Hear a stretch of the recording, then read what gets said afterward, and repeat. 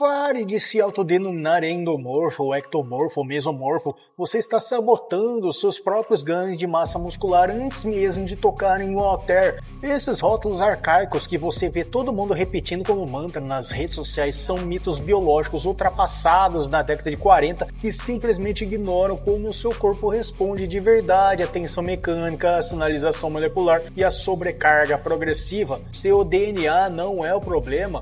O problema é a sua dependência de categorias rígidas criadas por um psicólogo e não um fisiologista. Até o final desse vídeo eu vou te provar, com base na ciência moderna e na biomecânica avançada, por que treinar para o seu rótulo está destruindo a sua hipertrofia e como você pode desbloquear a sua verdadeira evolução focando na sua fisiologia única. Se você se sente estagnado, a culpa não é da sua genética, é do seu mapa de navegação. E aí, beleza? Eu sou o personal Fábio Vilas Boas e hoje nós vamos direto ao ponto, sem enrolação, para dar aquela força e continuar recebendo conteúdos assim para destravar os seus resultados. Se inscreve no meu canal e deixa a sua curtida. Vamos começar nossa conversa falando sobre a armadilha da pseudociência. Para entender o tamanho do erro, nós precisamos voltar no tempo. A teoria dos sematótipos foi criada em 1940 por um psicólogo americano chamado William Herbert Sheldon. Entenda bem, Sheldon não era profissional de educação física, não era fisiologista e não entendia nada de hipertrofia. Ele desenvolveu o sistema de ectomorfo, mesomorfo e endomorfo para tentar prever o comportamento e os traços de personalidade das pessoas com base no formato do corpo delas. Uma teoria bizarra chamada de psicologia constitucional. Quando você repete que não ganha massa muscular porque é ectomorfo ou que não define porque é endomorfo, você está aplicando uma teoria de comportamento psicológico de quase 90 anos atrás na fisiologia do exercício moderno. Isso cria um teto de vidro psicológico perigosíssimo. Você entra na academia achando que o seu teto genético é limitado e, por consequência, treina com menos intensidade do que é capaz. Pior ainda, o algoritmo das redes sociais hoje em dia adora esse viés, porque é muito fácil vender treino para ectomorfo ou dieta para endomorfo como se fossem fórmulas mágicas padronizadas. Mas a verdade nua e crua, respaldada pela literatura científica moderna, mostra que a classificação original de Sheldon carece totalmente de validade biológica para prever respostas adaptativas ao treinamento de força. Então me conta aqui nos comentários, qual rótulo já tentaram te empurrar e que você sentiu que travou a sua mente? Comenta aí que eu quero saber. A verdade sobre a flexibilidade metabólica. Mas é aquela história de que o ectomorfo tem metabolismo super rápido, o endomorfo tem o metabolismo lento.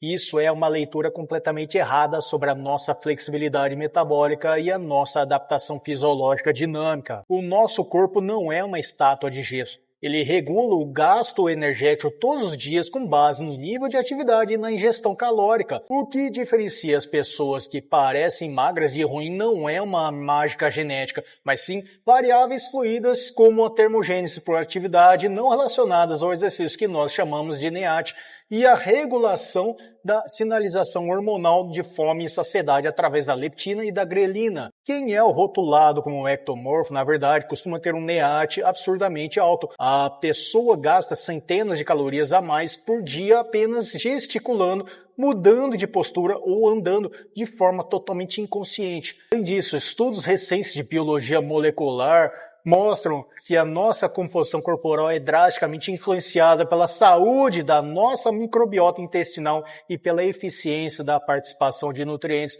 ou seja, para onde as calorias que você consome são direcionadas, se para o tecido muscular ou para o tecido adiposo. O metabolismo se adapta.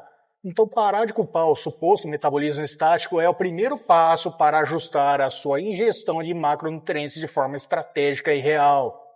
E olha, para você conseguir sustentar um treino de alta intensidade que realmente force o seu corpo a quebrar essa barreira e gerar adaptação metabólica, a sua suplementação precisa estar em um nível profissional. Não adianta treinar no limite se falta substrato energético e proteína de alta qualidade para a recuperação do tecido. Por isso, quando você for fazer o seu estoque de proteínas, creatina e pré-treinos, vá direto no site da Probiótica e não esquece de usar o cupom EUPROPERSONALFábio para você ganhar 15% de desconto na compra de qualquer produto no site e ainda fortalece o canal de análises científicas aqui no YouTube. Então, além disso, não esquece de deixar sua curtida e se inscrever no canal. A supremacia da tensão mecânica. Agora, presta muita atenção na fisiologia muscular pura. As suas fibras musculares, os seus sarcômeros não têm olhos. Eles não sabem, não querem saber e não reconhecem o seu biotipo ou a categoria que você escolheu para si mesmo. O tecido muscular responde puramente à magnitude da tensão mecânica aplicada através da membrana celular, ativando mecanorreceptores que disparam a via do complexo 1 do alvo mecanicista da rapamicina, a famosa via mTOR-C1. A hipertrofia muscular é fundamentalmente uma resposta adaptativa e de sobrevivência do organismo a um estresse físico severo imposto pelo ambiente. A lei de sobrecarga progressista, que consiste em aumentar gradualmente a tensão ao longo do tempo, seja por meio da carga, volume ou densidade, funciona de maneira universal em qualquer ser humano vivo, independentemente se a pessoa se identifica como magra ou robusta. O estímulo mecânico correto obriga o corpo a sintetizar novas proteínas contráteis. Portanto, se você expuser o seu músculo a uma tensão mecânica de alta magnitude perto da falha concêntrica, o processo de mecanotransição vai acontecer. O resto é preciosismo teórico irrelevante que só serve para afastar você do treino pesado de verdade. Individualidade biomecânica acima das formas estéticas. Em vez de perder tempo discutindo sematótipos, o que você realmente precisa estudar e aplicar no seu treino é a sua individualidade biomecânica. O que dita o seu sucesso e a sua seleção de exercícios na academia não é o formato visual do seu corpo, mas sim variáveis estruturais exatas, o comprimento dos seus braços e pernas, a morfologia das suas articulações e os pontos exatos de inserção dos seus tendões. Pensa comigo, um indivíduo que possui o fêmur excessivamente longo em relação ao tronco vai ter uma alavanca biomecânica completamente desfavorável para realizar um agachamento livre tradicional com barra nas costas, o que vai sobrecarregar muito mais a região lombar do que o quadríceps.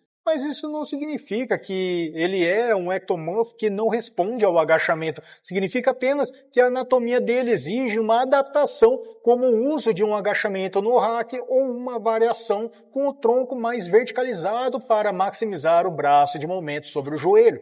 Você precisa otimizar a seleção dos seus exercícios com base nas suas alavancas pessoais e na sua amplitude de movimento útil, e não seguir receitas de bolo prontas em revistas antigas.